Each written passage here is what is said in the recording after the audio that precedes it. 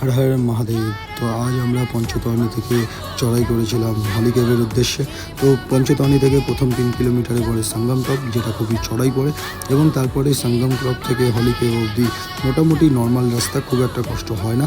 তো আমরা ঘন্টা দেড়েকের মধ্যে পৌঁছে গেছিলাম হলিকেভে অমরনাথের দর্শন করতে। সেখানে গিয়ে গরম জলে স্নান করে ফ্রেশ হয়ে একদম পরিষ্কারভাবে বাবাকে দর্শন করেছি।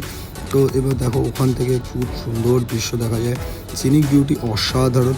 তো বাবার দর্শন করে তারপর আমরা শেষে চলে গেছিলাম বালতালের উদ্দেশ্যে।